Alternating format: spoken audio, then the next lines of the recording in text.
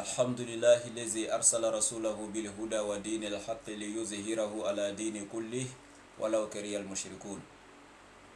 Alhamdulillah, j'espère que vous allez tous bien, chers internautes.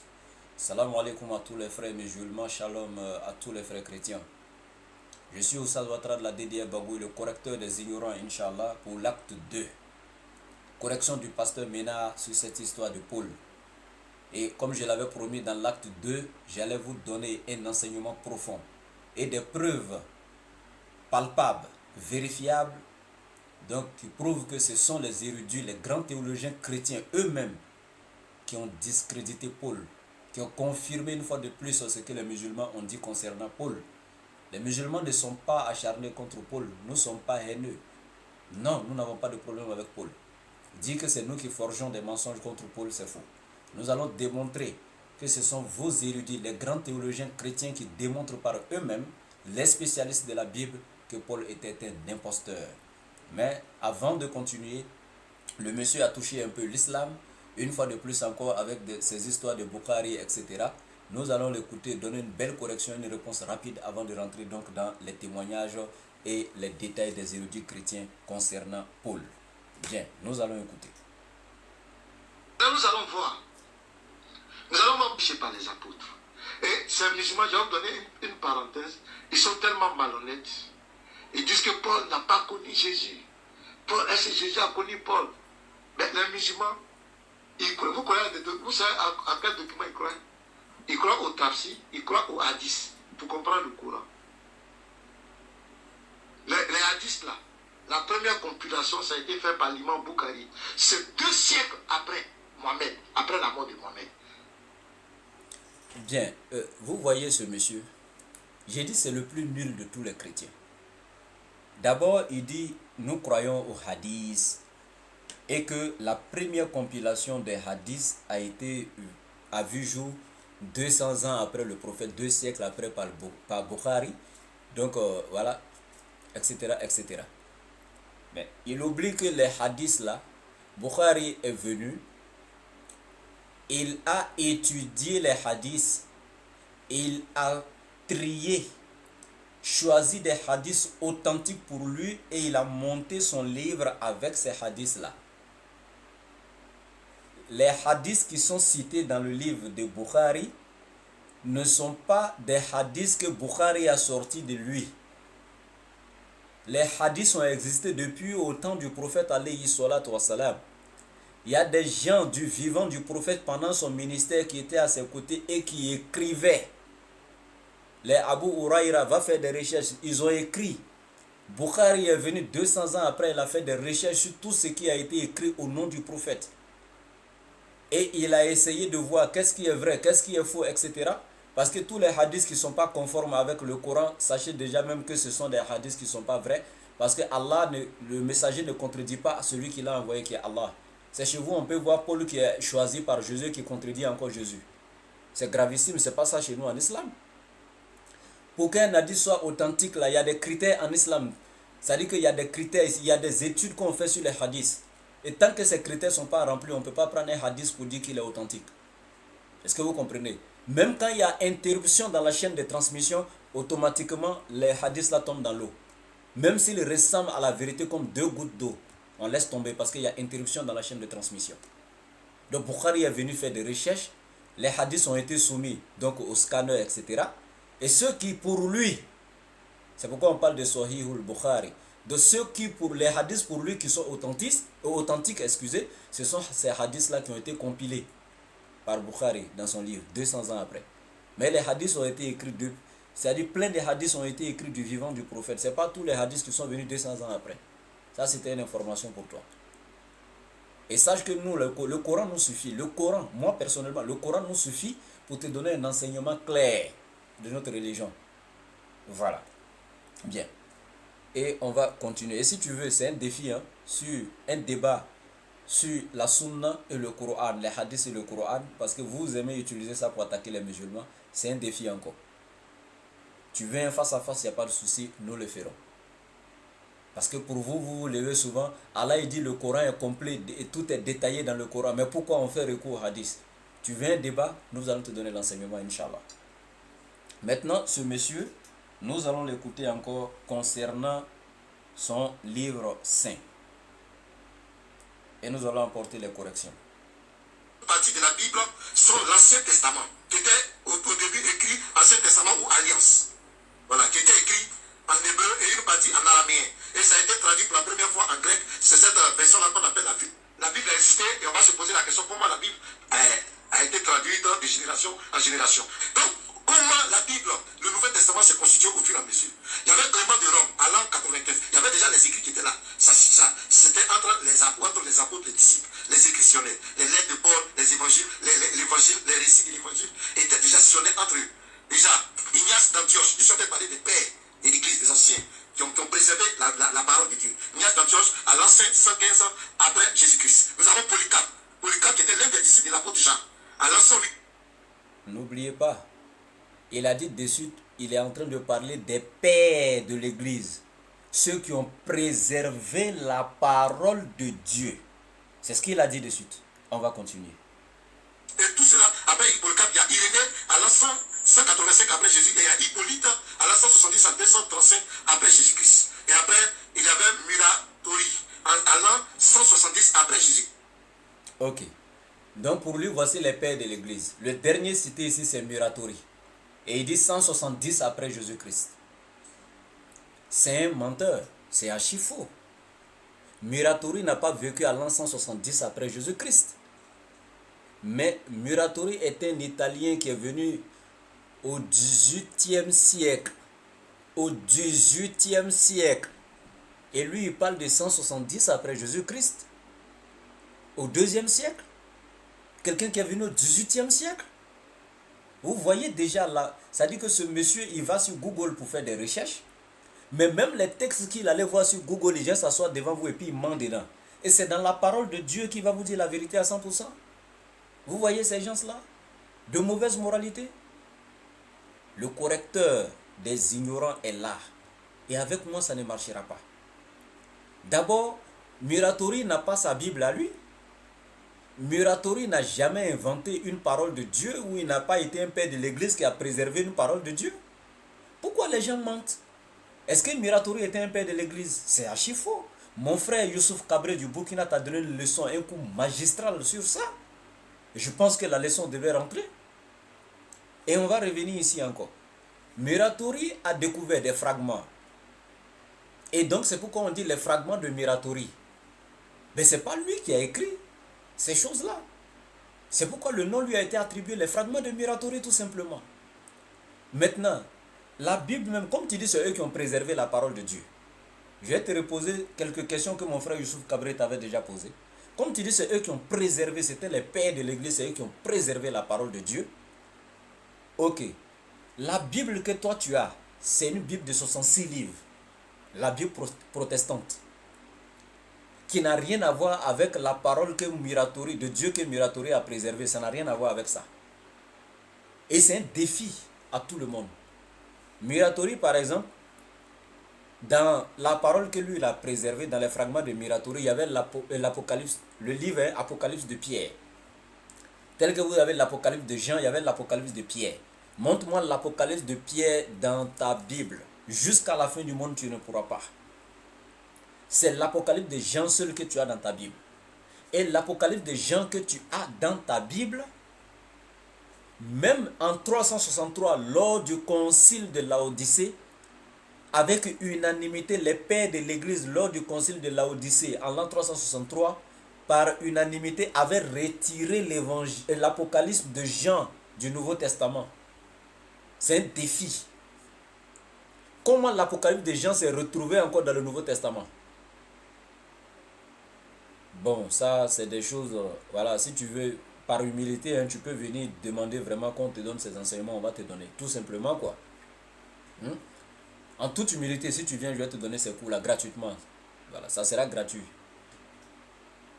Et donc, l'Apocalypse de Pierre, où ça se trouve dans ton évangile, dans ta Bible, dans ton Nouveau Testament? Ça n'existe pas. Et dans les fragments de Muratori, il n'y avait seulement que 2 épîtres de Jean. Pas 3. Chez toi, il y a 3, mais chez lui, il n'y avait que 2. Et le livre des Hébreux ne figure pas dans ces fragments. Dans les fragments de Muratori, le livre des Hébreux ne figure pas dedans. L'épître de Jacques ne figure pas dedans. Et dans Pour toi, là, ça existe. Le livre des Hébreux existe dans Pour toi. Qui a ajouté? Si c'est ceux-là qui ont préservé la parole de Dieu, alors qui a ajouté ça dans toi, ta parole là? Ça ne devait pas faire partie de la parole de Dieu alors, parce qu'eux, ils ont déjà préservé la parole de Dieu. Donc ce qui a été ajouté après, qui a mis? Pourquoi vous êtes méchant comme ça? Pourquoi tu fais ça? Ok. Nous allons rentrer dans les textes. Comme j'ai dit, on va rentrer dans la documentation, dans les documents. Nous allons voir. Voilà. Bien. On va continuer avec l'enseignement.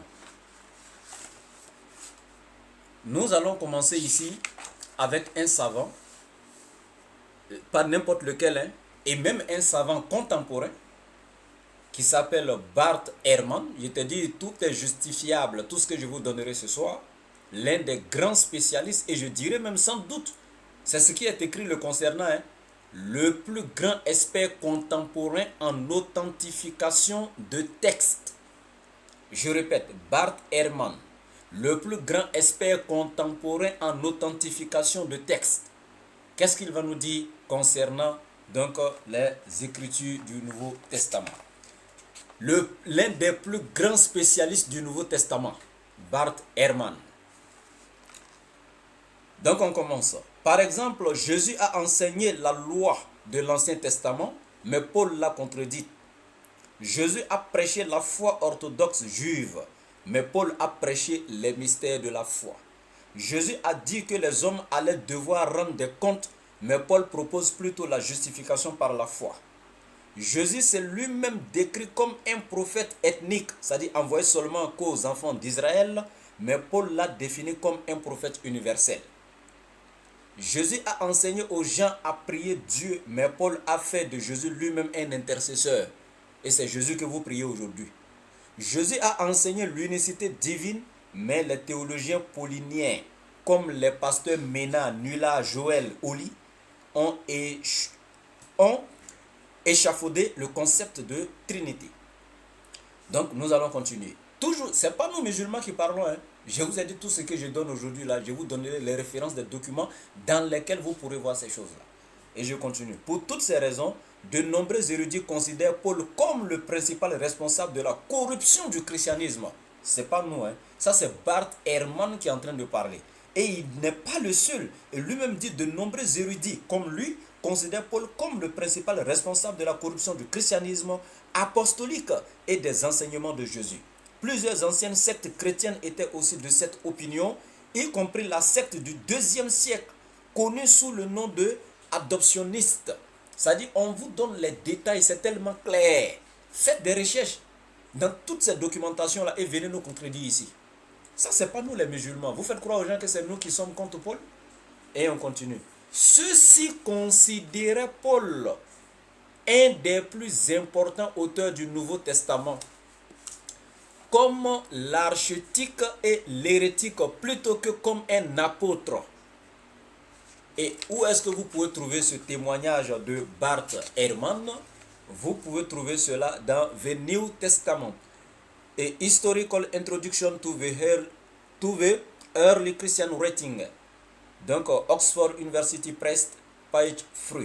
Donc édition 2004. Vous pouvez trouver ça dans ce document.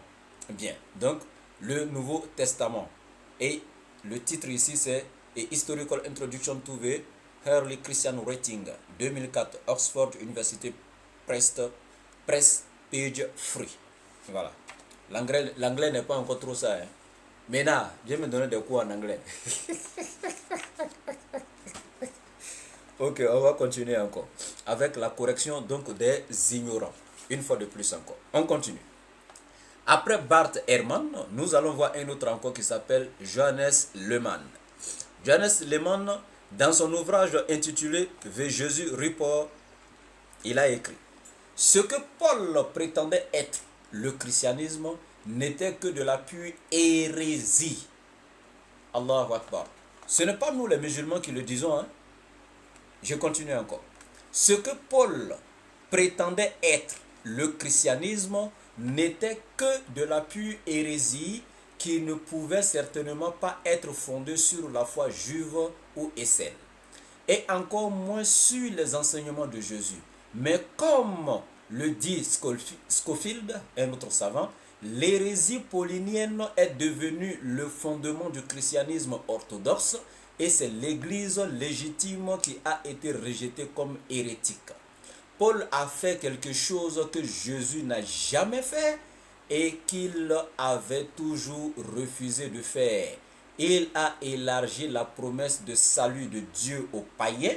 Il a aboli la loi de Moïse et il a empêché la communication directe avec Dieu en introduisant un intermédiaire qui est Jésus lui-même. Waouh! Et ici, vous direz encore que c'est nous les musulmans? Est-ce que ça, c'est nous les musulmans? Et je vous donne encore le document dans lequel vous pouvez trouver ce témoignage-là, donc de Lehman Johannes. Vous pouvez voir V. Jésus Report, V. Jésus Report, donc 1972, traduit par Michael Heron, donc ou Michael Heron, London Souvenir Press, donc page 128 à 134. Vous pouvez voir ça là-bas. Est-ce que ça c'est un musulman? Vous faites croire aux gens que c'est nous qui sommes contre Paul, alors que ce n'est pas nous les musulmans.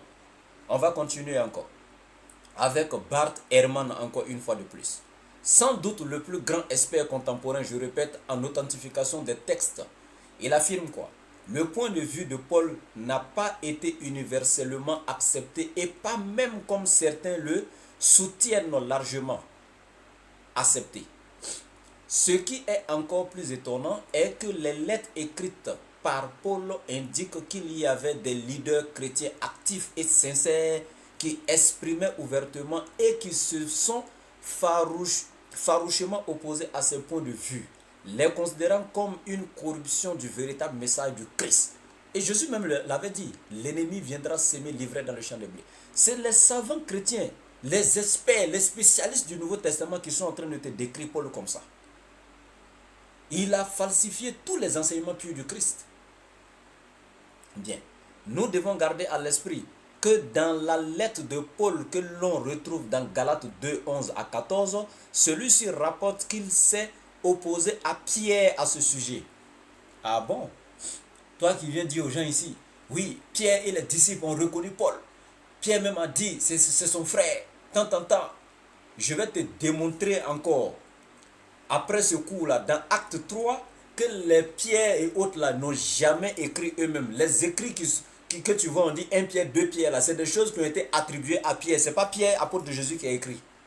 Les 4 évangiles, Matthieu, Marc, Luc et Jean, il n'y a pas un seul qui a écrit son évangile. C'est des choses qui leur ont été attribuées. Et selon les théologiens, les grands savants chrétiens, je vais te donner encore ces enseignements-là. Pierre n'a jamais été en accord avec Paul. Et c'est un défi encore une fois de plus. Et qu'est-ce qui est écrit encore? On va continuer.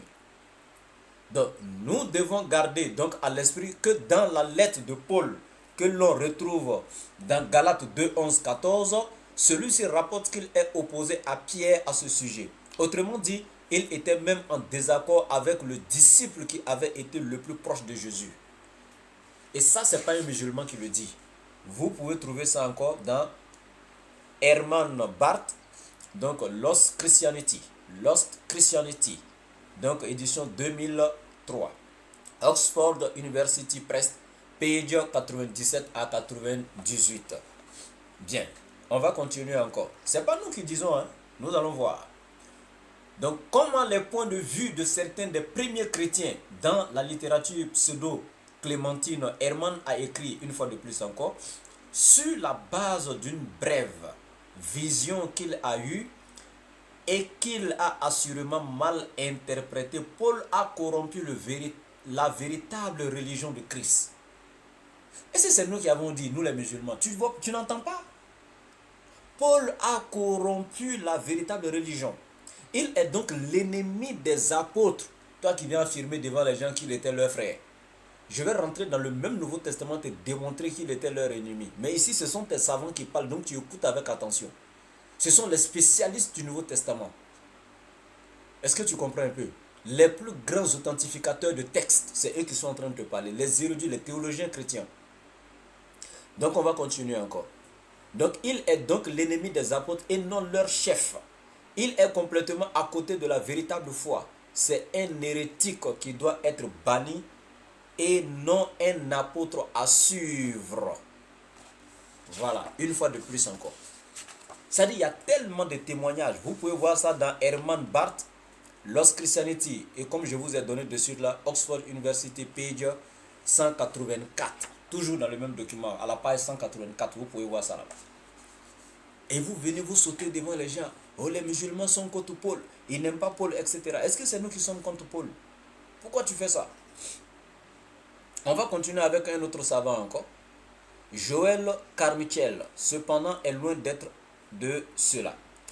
Il est loin d'être de quoi? On dit certains ont élevé Paul au statut de saint. Mais Joël Carmichael, cependant, est loin d'être de cet avis-là. Il dit Paul n'est pas un saint pour lui. Et il va justifier ici. Nous sommes à des années-lumière de Jésus.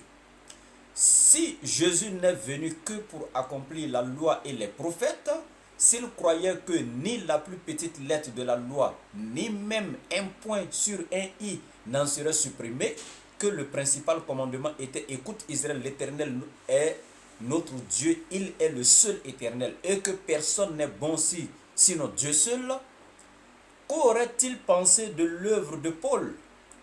Le triomphe de Paul a été la destruction dernière du Jésus historique. Il nous arrive embaumé de christianisme comme une mouche dans de l'ambre. Waouh! Vous voyez ces enseignements purs là, de ces grands savants là? C'est nous les musulmans. Pourquoi vous ne dites pas la vérité aux gens? Est-ce que vous vous êtes documenté? Est-ce que vous avez fait les études de théologie? Est-ce que vous savez qui est Paul? Est-ce que vous avez vu l'avis de la majorité des savants chrétiens même sur Paul? Avant les savants même historiques, etc. Et donc vous verrez cela dans Carmichael Joël, The Death of Jésus de 1962, The Death of Jésus. Donc vous pouvez voir ça là-bas à la page 270. C'est pas nous qui avions écrit. À la page 270, vous pouvez voir, c'est pas nous musulmans qui avions écrit ça. Donc faites attention. Faites attention. C'est très important.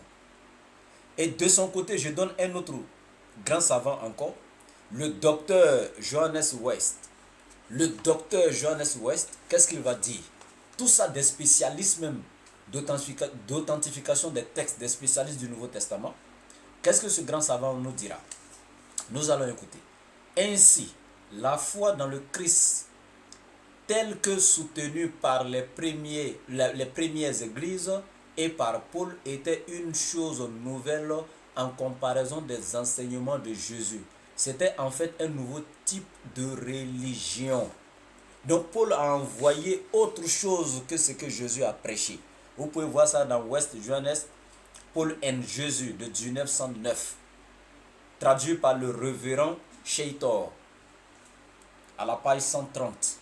Vous pouvez trouver ce document là-bas.